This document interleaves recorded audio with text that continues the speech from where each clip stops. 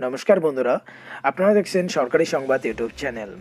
বন্ধুরা, যদি আপনারা বন্ধন ব্যাংকের সঙ্গে যুক্ত থাকেন কোনো স্টাফ হিসেবে, বা যদি আপনারা বন্ধন ব্যাংকের লোন নিয়ে থাকেন যেটার কিস্তি আপনাকে পরিশোধ করতে হচ্ছে এই লকডাউনের মর্মান্তিক সময়েও, তাহলে কিন্তু বন্ধুরা ভিডিওটাকে একবার সম্পূর্ণ দেখবেন। হ্যাঁ বন্ধুরা, আমরা যেখানে এই লকডাউনের মর্মান্তিক সময়ে বন্ধন ব্যাংক এবং সরকারের কাছে একটাই আর্জি জানাচ্ছি যে কিভাবে এই গরিবদের লকডাউনের মর্মান্তিক সময় যাতে তাদের লোনটাকে মকুব করে দেওয়া হয় সেই বিষয়ে আমরা আর্জি জানাচ্ছি। কিন্তু বন্ধুরা, ইতিমধ্যে কিন্তু আরও একটি খুবই দুঃখজনক একটা জরিমানা বন্ধন ব্যাংকের উপর লেগে গেছে। হ্যাঁ বন্ধুরা, শুধু 1 লক্ষ 2 লক্ষ নয়, প্রায় 1 কোটি টাকার জরিমানা লেগে গিয়েছে বন্ধন ব্যাংকের উপর। আর এই জরিমানাটা লাগিয়েছে রিজার্ভ ব্যাংকের তরফ থেকে। আর বন্ধুরা, এই যে জরিমানাটার পরে কিন্তু একটা বিশাল প্রশ্ন ভেসে আসছে যে জরিমানাটা কেন লাগলো, আর এর পরে কি আদৌ কোনো আশা থাকছে যে গরিবদের যাতে এই কিস্তিটা মকুব করা হয়, সেই বিষয়ে কি কোনো আশা ভরসা আমরা দেখতে পাচ্ছি? সেই সব বিষয় কিন্তু আমরা জানতে পারবো আজকের এই ভিডিওতে। আপনাদের কাছে একটাই রিকোয়েস্ট যে ভিডিওটাকে কিন্তু সম্পূর্ণ দেখবেন। সম্পূর্ণ দেখলেই কিন্তু আপনার সমস্ত কোশ্চেন আপনার উত্তর পেয়ে যাবেন। শুধু ভিডিওটাকে সম্পূর্ণ দেখবেন, আর অবশ্যই ভিডিওটাকে লাইক করুন, আর লাল রঙের সাবস্ক্রাইব বাটনে ক্লিক করে বেল নোটিফিকেশনটা অল করে দেবেন। আর বন্ধুরা, অবশ্যই ভিডিওটাকে হোয়াটসঅ্যাপ আর ফেসবুকে শেয়ার করতে ভুলবেন না। বন্ধুরা, যেমনটা এই সংবাদ মাধ্যমে আপনারা দেখতেই পাচ্ছেন যে শর্ত ভঙ্গ করার জন্যই কিন্তু বন্ধন ব্যাংকে 1 কোটি টাকার এই জরিমানাটা ভরতে হচ্ছে।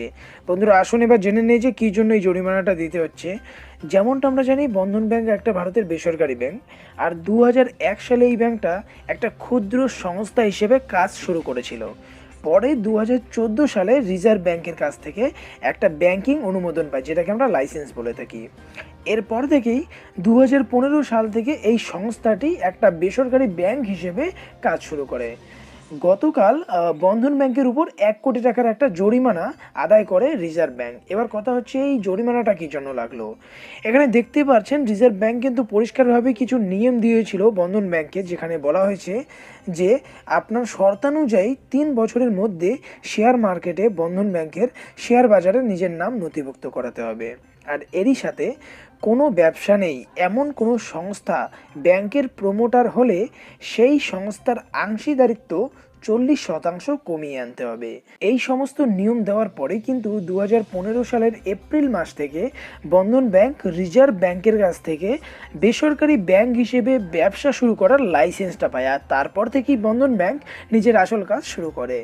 বন্ধুরা, এরপরে 2018 সালের 23 আগস্ট বন্ধন ব্যাংকের 3 বছর পূর্ণ হয়ে যায়। রিজার্ভ ব্যাংকের শর্ত অনুযায়ী বন্ধন ব্যাংক 3 বছরের মধ্যে নিজের নাম শেয়ার বাজারে নথিভুক্ত করে দিয়েছিল, কিন্তু ব্যাংকের প্রমোটারের অংশীদারিত্ব 40% নামিয়ে আনেনি, যার ফলে ব্যাংকিং শর্ত ঠিকঠাক পালন হয়নি। যার ফলে কিন্তু গতকাল রিজার্ভ ব্যাংক বন্ধন ব্যাংকের উপর 1 কোটি টাকার একটা জরিমানা করে। বন্ধুরা, এই ক্ষেত্রে কিন্তু আমাদের বন্ধন ব্যাংকের পাশে অবশ্যই দাঁড়াতে হয়। এখানে আমরা অবশ্যই টাকা দিয়ে সাহায্য করতে পারবো না, কিন্তু এখানে কিন্তু আপনারা এই ভিডিওটাকে হোয়াটসঅ্যাপ ফেসবুকে যত পারবেন তত শেয়ার করতে পারবেন, যেখানে এই ভিডিওটা যদি সরকারের কাছে পৌঁছায়, আর সরকার যদি এক্ষেত্রে বন্ধন ব্যাংকের এই 1 কোটি জরিমানার উপর কিছুটা আদায় করে, তাহলে কিন্তু বন্ধুরা একটা সুযোগ থেকেই যাচ্ছে যে আমাদের যাতে গরিবদের যাতে লোনটাকে মুকুব করে দেওয়া হয়। আপনারা অবশ্যই কিন্তু ভিডিওটাকে ফেসবুক আর হোয়াটসঅ্যাপে শেয়ার করতে ভুলবেন না। আর বন্ধুরা, আপনাদের মতে কি এই লোনটাকে মুকুব করে দেওয়া উচিত কিনা, আর এই 1 কোটি টাকার জরিমানার উপর আপনার কি রায়, অবশ্যই কমেন্ট বক্সে জানাবেন।